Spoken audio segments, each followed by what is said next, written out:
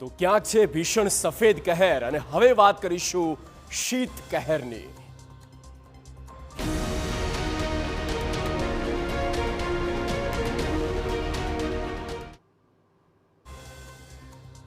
તો છેલ્લા 24 કલાકથી રાજ્યમાં શીત લહેર મચાવી રહી છે કહેર। આમ તો આપણા રાજ્યમાં ઠંડી ખૂબ જ મોડી આવી, પરંતુ હવે ક્યારે ઠંડી વિદાય થશે તેને લઈને અનેક સવાલ છે। સામાન્ય રીતે 14 જાન્યુઆરી પછી ઠંડી ધીમે ધીમે ઓછી થઈ જાય છે, પરંતુ જાન્યુઆરી મહિનો સમાપ્ત થવા આવ્યો, ઠંડી હજુ પણ મચાવી રહી છે કહેર।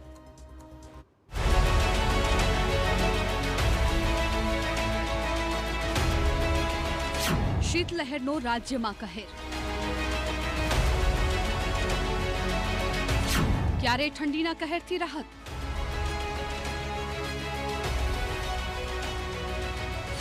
હવામાન વિભાગની શું છે આગાહી?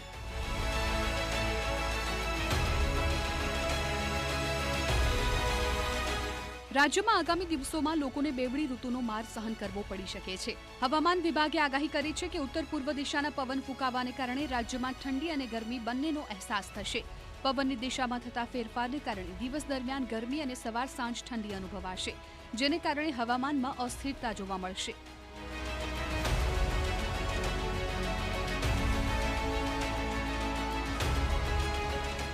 હવામાન વિભાગના જણાવ્યા અનુસાર આગામી 3 દિવસમાં રાજ્યના તાપમાનમાં 3 થી 5 ડિગ્રી સેલ્સિયસનો વધારો થઈ શકે છે। જો કે 3 દિવસ બાદ ફરી તાપમાનમાં ઘટાડો થવાની શક્યતા છે, જેમાં 2 થી 3 ડિગ્રી સુધીનો ઘટાડો નોંધાઈ શકે છે। આ ઘટાડાને કારણે રાજ્યમાં ફરી એકવાર ઠંડીમાં વધારો થવાની આગાહી વ્યક્ત કરાઈ છે।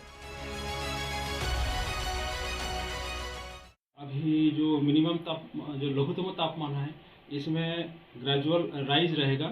अगले 48 घंटा तक 3 से 5 डिग्री सेंटीग्रेड बढ़ोत्तर होने का संभावना रहेगा।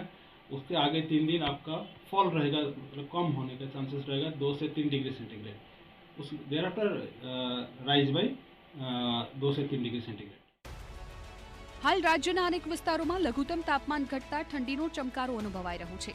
વિવિધ જિલ્લાઓમાં કડકડતી ઠંડી નોંધાઈ છે। કચ્છના નલિયામાં 7 ડિગ્રી સેલ્સિયસ સાથે રાજ્યનું સૌથી ઠંડુ સ્થળ બન્યું।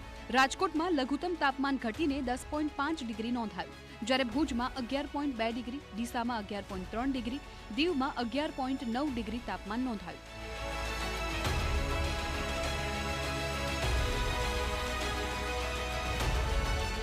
મહાનગરોમાં પણ ઠંડીની અસર જોવા મળી રહી છે। અમદાવાદમાં લઘુત્તમ તાપમાન 12.8 ડિગ્રી, વડોદરામાં 13.8 ડિગ્રી નોંધાયું છે।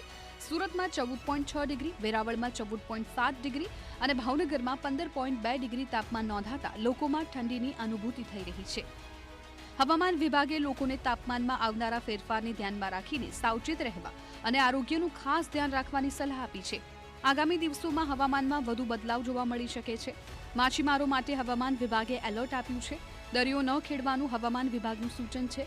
પવનની ગતિમાં વધારો થવાથી દરિયો ન ખેડવા સૂચના આપવામાં આવી છે। 45 થી 55 કિલોમીટર પ્રતિ કલાકે પવન ફૂંકાવાની શક્યતા છે। ઉત્તરથી ઉત્તર પૂર્વ દિશામાં પવન ફૂંકાવાની સંભાવના છે। और जो मछुआरी भाई के लिए आज वार्निंग है। जो उत्तर और दक्षिण गुजरात के जो तटीय क्षेत्र है इसमें पवन की स्पीड ज़्यादा रहेगी और इसमें जो स्पीड बोला गया है 45 टू 55 किलोमीटर प्रति घंटा, गस्टिंग टू 65 किलोमीटर प्रति घंटा रहने का संभावना रहेगा। और इसमें जो सी कंडीशन रहेगा रफ टू वेरी रफ रहेगा। સામાન્ય રીતે ગુજરાતમાંથી 14 જાન્યુઆરી બાદ ઠંડી વિદાય લે છે અને ગરમીનું ધીમે ધીમે આગમન થાય છે। જો કે આ વર્ષે જાન્યુઆરીના અંત સુધીમાં ઠંડી કહેર મચાવી રહી છે। જો કે માનવામાં આવી રહ્યું છે કે ફેબ્રુઆરીની શરૂઆત બાદ ધીમે ધીમે ઠંડીની વિદાય થઈ શકે છે। Bureau report, ટીવી9।